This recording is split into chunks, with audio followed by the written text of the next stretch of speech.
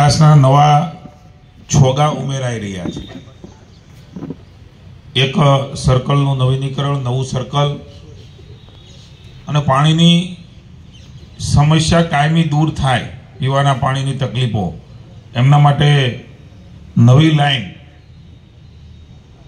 એનું ખાતમુહૂર્ત પ્રસંગે ઉપસ્થિત આપણા ભાવનગરના માનનીય મેયરશ્રી, જેમના નેતૃત્વની અંદર કરોડો રૂપિયાના વિકાસના કાર્યો થઈ રહ્યા છે, એવા સરળ વ્યક્તિત્વ એવું ભાઈ શ્રી ભરતભાઈ બારડ, ડેપ્યુટી મેયર બેન શ્રી મોનાબેન, રાજ્ય અને કેન્દ્ર સરકારની જે ગ્રાન્ટો આવે છે, માનનીય નરેન્દ્રભાઈ અને માનનીય મુખ્યમંત્રી શ્રી ભૂપેન્દ્રભાઈના નેતૃત્વની અંદર સીધી જ રકમ કોર્પોરેશનમાં આવે છે ને કોર્પોરેશન દ્વારા એ રકમ વપરાય છે। એ રકમ ક્યાં વાપરવી, કેવી રીતે વાપરવી, એનું સંકલન કરીને આખરી ઓપ આપવાનું કામ જે કરી રહ્યા છે, તમે જ બનાવેલા પ્રતિનિધિ અને સ્ટેન્ડિંગ કમિટીના ચેરમેન ભાઈ શ્રી રાજુભાઈ રાબડિયા, એમના સાથી તરીકે ખભે ખભો મિલાવીને કામ કરી રહ્યા છે એવા મારા નાના ભાઈ એવા ભાઈ શ્રી રાજુભાઈ, બેન શ્રી ભારતીબેન, ભાઈ શ્રી નરેશભાઈ, હીરાબેન, આ વોર્ડના પ્રમુખ ડૉક્ટર સંઘાણી સાહેબ, પૂર્વ ડેપ્યુટી મેયર સીતારામ, દેવલભાઈ, બાબુભાઈ, મુકેશભાઈ, અહીંયા અનેક લોકો ઉપસ્થિત છે। અમારા વડીલ, માત્ર રાજુએ કીધું એમ નહીં, હું નાનો હતો ત્યારે સ્નાતક મિત્ર મંડળનો સભ્ય હતો અને છેલ્લે ખુરશીએ બેહતો હતો, એમાંથી રમેશભાઈની પડખે બેહતા થયો। એવા સમાજના અનેકવિધ કાર્યો, સામાજિક સેવા સાથે જોડાયેલા આપણા અગ્રણી ઉદ્યોગપતિ ભાઈ શ્રી રમેશભાઈ મેંદપરા, વિશાલભાઈ, વિપુલભાઈ, વલ્લભભાઈ, ભાઈ શ્રી ગોવિંદભાઈ, ભૂપતભાઈ, રસિકભાઈ ઝાલાવાડિયા, મનહરભાઈ, મેઘજીભાઈ નામ બોલ્યા થાય છે કે નહીં? મેઘજીભાઈ દીકરો છે, મેઘજીભાઈ દીકરો સોંપી દીધો એટલે અહીંયા માહેરે છે। આપ સૌ ઉપસ્થિત ભાઈઓ અને બહેનો, આ વિજયરાજનગરનું આ સર્કલ મને કાયમ યાદ રહે રમેશભાઈ।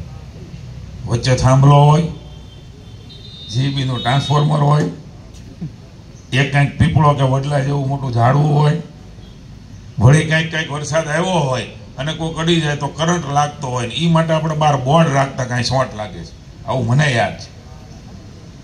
એવી સ્થિતિની અંદર આ વિસ્તારના અનેક અવિકસિત કામો હતા।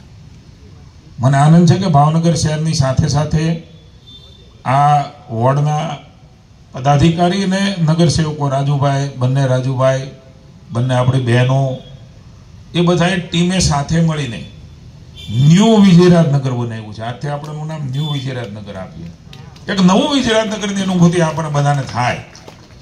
અહીં પ્રવીણભાઈ દીકરો અમારે બેઠો છે, એમના ફાધર ને બધા વિજયરાજનગર એક પ્લાનિંગ સાથે બનાવ્યું, પણ આવું વિકસિત વિજયરાજનગર હોવા છતાં અનેક સમસ્યાઓથી પીડાતું વિજયરાજનગર મેં જોયું છે। બોર તળાવ નજીકમાં પણ પાણીની પીડા એ સૌથી વધારે વિજયરાજનગરમાં હતી। આજે સમય જતા કદાચ એ ભૂલાઈ ગયું હોય મેઘજીભાઈ, પણ ઘરે જઈને બહેનો પાસે યાદ કરજો તો કહે છે કે આ પાણીની તો બહુ રામાયણ હતી। તળમાં પાણી ખૂટ્યા, ઉપર પાણી ખૂટ્યા, અહીંયા આપણે બોર ને ડંકી ને એવું બધું ઘણું બધું હતું, પણ એ હવે ધીરે ધીરે કરીને નીચે ગયું। પણ એક પ્લાનિંગ સાથે વિકાસ કેવી રીતે થઈ શકે એ કોઈ શીખ્યું હોય તો આ દેશના વડાપ્રધાન અને જે તે વખતના આપણા માનનીય મુખ્યમંત્રી નરેન્દ્રભાઈએ સર્વગ્રાહી વિકાસ કેવી રીતે થાય એની દિશા આખા ભારતને એણે ગુજરાતમાંથી બતાવીને એના કારણે આ વિકાસની કેડી એ ભૂપેન્દ્રભાઈ પટેલના નેતૃત્વમાં કંડારી રહ્યા છે। આ બોલતા બોલી ગયા રાજુભાઈ, તમને અંદાજ આવ્યો 700 કરોડના કામ એ ચાલુ છે એવું કીધું ફળિયાદેજી। 700 તમને હવે હજી આમ તમારા તો કરોડનો વેપાર છે એટલે કદાચ નો મજા આવે, 700 કરોડના કામ અત્યારે શરૂ છે। મજા આવે તાળી પાડો। અત્યારે 700 કરોડ રૂપિયાના કામ રનિંગમાં શરૂ। વળી પાછું એક નવું નાખ્યું, 500 ના પાછા માગ્યા છે, અમે તમ તારે મોકલી દેવું, તમે પ્લાનિંગ કરો। આપણા ભૂપેન્દ્રભાઈ બહુ માયાળુ છે। અને બહુ દિલદાર માણસ છે. જ્યારે હોય ત્યારે મિટિંગમાં કહેતા હોય છે કે પૈસા માટે કોઈ કામ વિકાસનું અધૂરું નહીં રહે. તમારી કોર્પોરેશનનું જેટલું પ્લાનિંગ અને જેટલી વ્યવસ્થાઓ લાવશો એટલો રાજ્ય સરકારનો અને કેન્દ્ર સરકારનો પૈસો મળી રહેશે. એની જવાબદારી મારી. પ્રતિનિધિ તરીકે તમે અમને ચૂંટીને મોકલ્યા છે. હવે આ વિસ્તારોમાં તો એવું થઈ ગયું છે કે વડવાની અંદર કામ કયા ગોતવા એટલે ડીઆઈ નવી લાઈન ગોતી કરવા, નાનીમાંથી મોટી કરવા. સમયની સાથે વસ્તી વધે એટલે જરૂરિયાત વધે. બાજુમાં લાઈન ટુ લાઈન ક્યાંક સીસી થઈ ગયા, ક્યાંક આરસીસી થઈ ગયા, ક્યાંક ડામર રોડ રમેશભાઈ થઈ ગયા. ને આમ પડખે બ્લોક નાખી કેવું નથી અમુક શેરીઓમાં તો ગુજરાતમાં. એટલે બોલો શું કહેવાય, દિવાલ વોલ ટુ વોલ. બાકી હોય તો સરસ મજાની પેવિંગ બ્લોક નાખીએ છીએ. અહીંયા સુંદર મજાનો હમણાં ઉલ્લેખ થયો આપણો આખો આ જોગર્સ પાર્ક. કોઈ કલ્પના કરી છે કે આ બધી વસ્તુ તો કેદું નહીં હતી ભાઈ. આ તો મહારાજા સાહેબ આપણને ક્યારનું આપતા ગયા છે. અહીંયા બોળ તળાવનો ઉલ્લેખ થયો. લગભગ 14 કરોડથી વધારેના ખર્ચે આપણા બોળ તળાવનો વિકાસ થયો છે. આપણે કુટુંબને લઈને ફરવા જઈ શકીએ વાર તહેવારે. એ તમે બધા જાઓ છો ને ભાઈ. પેલા બોળ તળાવ નહોતો, બોળ તળાવ તો હતું પણ આવું બોળ તળાવ નહોતું. આ તો મહારાજા સાહેબ દેતા ગયા છે. વળી તમે મને ચૂંટીને મોકલ્યો તો પાણીની વળી મેં કીધું એમ સમસ્યા આવી. સૌની યોજના નરેન્દ્રભાઈ લાવ્યા. આપણો પાણીથી તરસ્યો સૌરાષ્ટ્ર વિસ્તાર. સૌરાષ્ટ્ર નર્મદા અવતરણ યોજના. ક્યાં નર્મદા, ક્યાં સૌરાષ્ટ્ર, ક્યાં ભાવનગર, ક્યાં કાળુભા, ક્યાં પાલથાણા, ક્યાં રંઘોળા. આ બધે મોભના પાણી શું કહેવાય, આપણી કહેવત છે રમેશભાઈ, નેવાના પાણી મોભે ચડાવ્યા. કોઈ કલ્પના તો કરો. ક્યાં પાણી કોઈ ઢાંકી જોયું છે સુરેન્દ્રનગરનું? એકવાર જોવા જઈજો. ક્યાં હેઠેથી ક્યાં ઊંચાણમાં પાણી પમ્પિંગથી લઈ જાય છે અને ત્યાંથી વળી પાછું હેઠે નાખે ત્યારે વિજયરાજમાં આવે. અહીં નાવડાથી અલગ અલગ પ્રકારની યોજનાઓ થાય છે ત્યારે કામ થાય. તમને એમ થાય કાચ બધું થઈ જતું હોય છે. એનું પ્લાનિંગ થાય, એની વ્યવસ્થા થાય, એનું આયોજન થાય, એનું એન્જિનિયરિંગનું કામ થાય, એના ઢાળઢોળ જોવાય ત્યારે માં નર્મદા તમને નવડાવવા આવે છે. હું ઘણી વખત કહેતા હોઉં છું બહેનો હોય ત્યારે કે માં નર્મદાએ નાહવા જવું ને એક સપનું હતું મેયર છે. માં નર્મદાએ નાહવા જવું. અમારી બહેનો બેઠા છે ઉપર, અમારા દંડકે આવ્યા છે. એકવાર નર્મદા નાહવું છે. કોઈ ઘરને પૂછજો એમ કે હવે આપણને ખબર નથી. ચકલી ખોલન પાણી આવે છે એ માં નર્મદાનું આવે છે. રોજ માં નર્મદા ઘરે નવડાવવા આવે.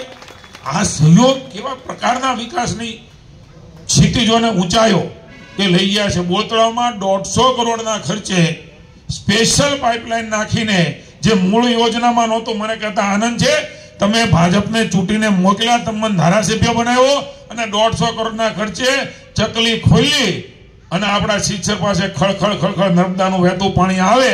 ચોમાસું કદાચ નબળું ગયું હોય તો માં નર્મદાના પાણીથી બોળ તળાવ ભરાય અને પાણીની સમસ્યા ભાવનગરમાં ન રહે. એ ચિરકાળ સુધી યાદ રહે એ પ્રકારના કામો. આપણે તો વયા જવાના છે. મારા સાહેબ કરતા ગયા, એ જતા રહ્યા, કામ બોલતા હોય છે.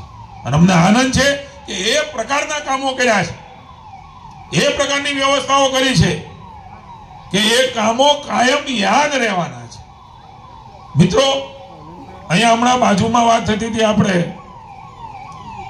Joggers park. મને પાકું યાદ છે યુવરાજસિંહ સ્ટેન્ડિંગ કમિટીના ચેરમેન હતા. એવા વખતે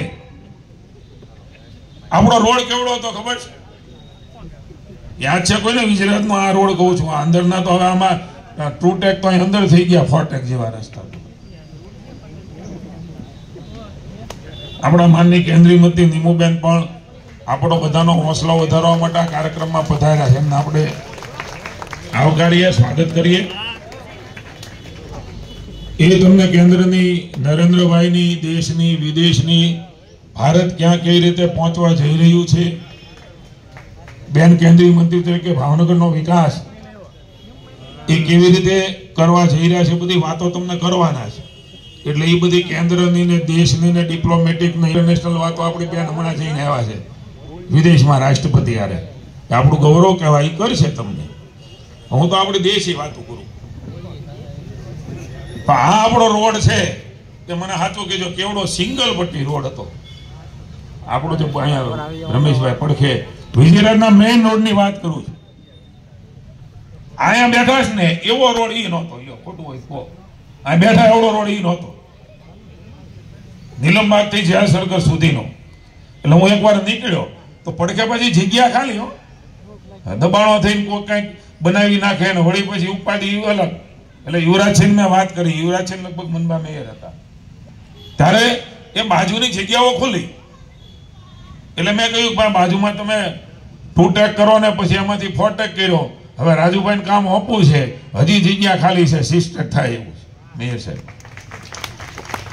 રોડ કરી જ ના ગમે. જો લાઈટ છે એ ઉપર વહી જાય, ગટરનું ક્યાં વહી જાય? નીચે વહી જાય. ગટરના ભૂંગળા, પાણીના ભૂંગળા નીચે વહી જાય. સારું ઘણા વર્ષ સુધી અમને બાળગામ જાય તેમ કે ભાવનગરમાં કઈ થયું નહીં. મેં તો કેવી રીતે કરવું એટલું બધું તો કરી છે. પહેલાનું ભાવનગર, આજનું ભાવનગર, એની કલ્પના કરીએ તો ધ્યાનમાં આવે કે કેવા પ્રકારનો વિકાસ થયો છે.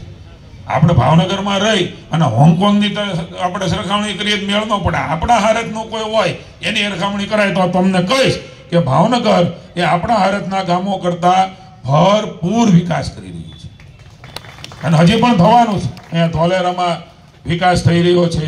અલગ અલગ પ્રકારની ઇન્ડસ્ટ્રીઝો આવી રહી છે, અલગ અલગ પ્રકારની વ્યવસ્થાઓ એ થઈ રહી છે.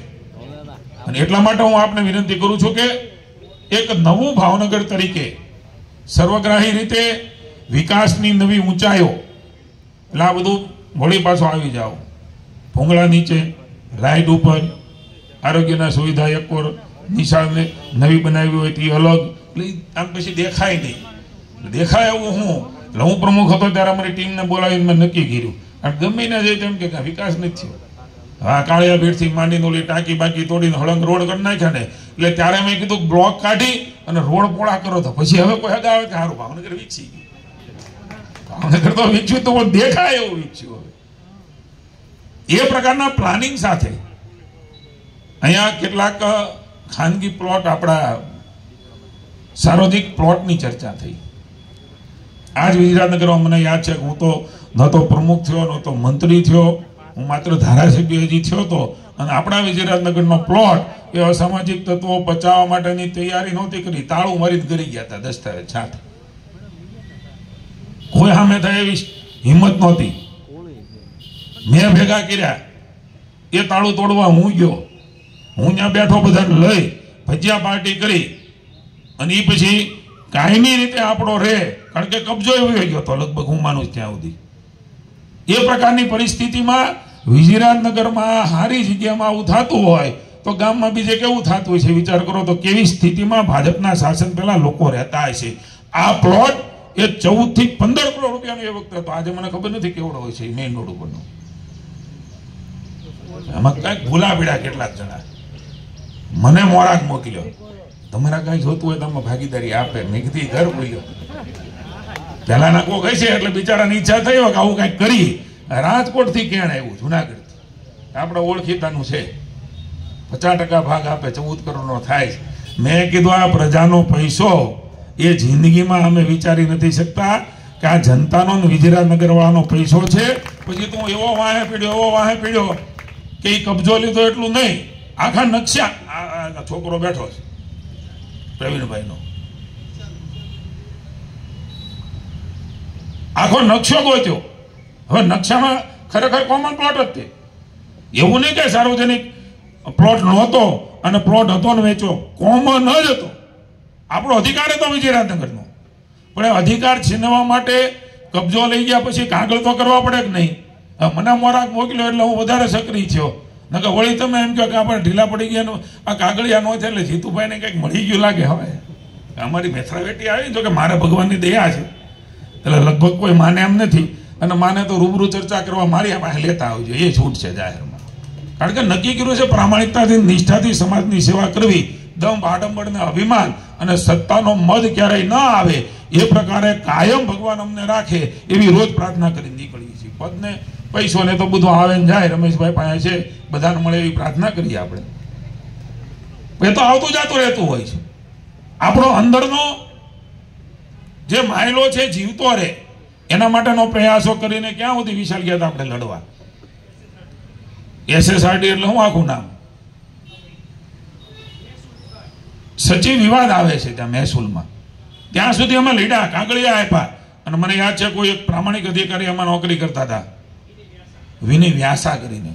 સાહેબ, આપણી તરફેણમાં રિઝલ્ટ આવ્યું, વિજયરાજનગરનો પ્લોટ એ કોમન પ્લોટ છે એવું SSRD એ કીધું, એટલે એમાં કોર્ટમાં ચેલેન્જ થઈ શકે નહીં, કોર્ટમાં જીતી પણ ન શકે. ત્યારે વિજયરાજનગરનો પ્લોટ આપણને આ પાછો મળ્યો છે. કોમન આજે અનેક પ્રકારના પ્રસંગો થાય છે. અમારે ઘણી અકળામણોની વચ્ચે આ પ્રકારના કામો કરવાના હોય છે, પણ તમને ભરોસો આપીએ છીએ પ્રતિનિધિ તરીકે ભાવનગરના વિકાસ માટે. હવે આપણા 6 સ્ટેક કરવાનું કહી દીધું છે રાજુભાઈને. રાજુભાઈ સાંભળો છો ને? આમ તો 4 કાન છે એને. કારણ કે જેટલા પણ રસ્તાઓ હશે જ્યાં જગ્યા પડી છે એટલા, કારણ કે વાહનો એટલા, ટ્રાફિક એટલું થાય, વસ્તી એટલી વધે. આજે 6 સ્ટેક 4 ટેક રોડ આપણે સુરત બુરતના બનાવ્યા છે, એક્સપ્રેસ એટલા બનાવ્યા, એમની રોજગારી પણ વધે છે, એમની આમદની પણ વધે છે, અને એમના કારણે વાહનો પણ વધે છે. એટલે વધારે રસ્તાઓ મોટા થાય, લોકોને સુખ સુવિધાઓમાં વધારો થાય, એ પ્રકારના પ્લાનિંગ સાથે સમગ્ર mayor Shri Rajubhai, deputy mayor ને સમગ્ર ટીમ, અમારા વિસ્તારના તમે ચૂંટેલા સૌ લોકપ્રિય નગરસેવકો કરી રહ્યા છે. ત્યારે આગામી દિવસોની અંદર તમને કહું છું, 5 વર્ષ પછી ભાવનગરમાં વિકાસનું કામ ક્યાં કરવું એના માટે કોર્પોરેશન શોધતી છે, જે સુરતમાં આજે શોધે છે. કરોડો રૂપિયા જનતા જનાર્દનના સુખાકારી માટે, જે ક્યારેય નતા આવતા હો પાછા. કારણ એના તો ઘર ભરવાના હતા અમારી સામેવાળાને, અને અમારે પ્રજાને આપવાના. પ્રજાનો પૈસો એ પ્રજામાં વપરાય, એ નીતિ સાથે રાજ્ય અને કેન્દ્રની સરકાર કામ કરી રહી છે. ત્યારે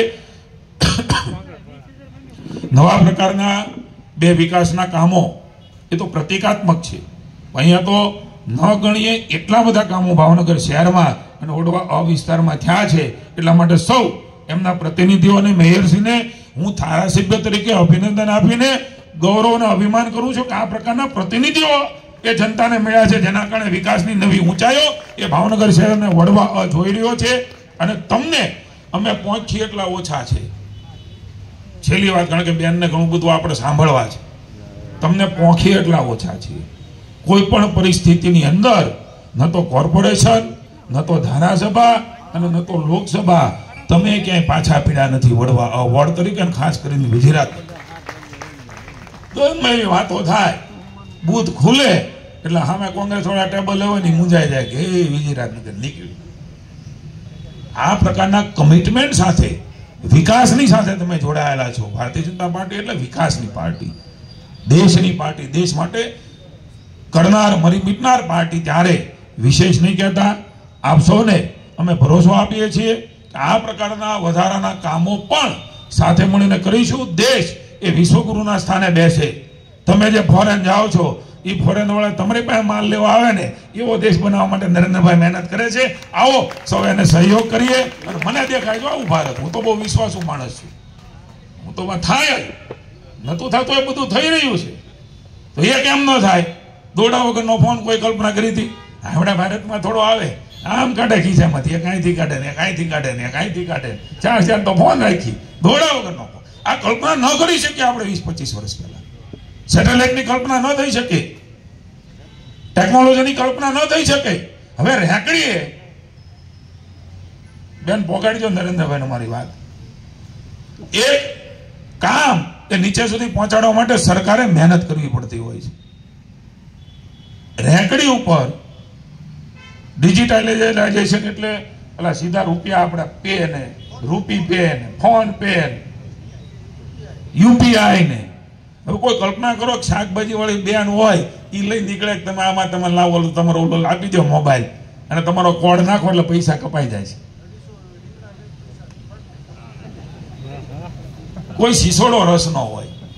આમે મેં તો ફોટો પાડીને ટ્વીટ કરેલું છે એકવાર. કોઈ કલ્પના કરી શકો કે રસના સિસોડા વાળો પાછો ઓલો બિચારો હાથે મહેનત કરીને પીલતો હોય એવો બેન, અને ત્યાં એ રૂપી પે વાળું કંઈક જાતના 5-6 જાતના એના બોર્ડ રાખ્યા હોય, અને એની અંદર તમે સ્કેન કરો એટલે રૂપિયા એ કપાઈ જાય. અને એને મળી જાય. ભારત અહીંયા પહોંચ્યું છે નરેન્દ્રભાઈના આ વિચારો.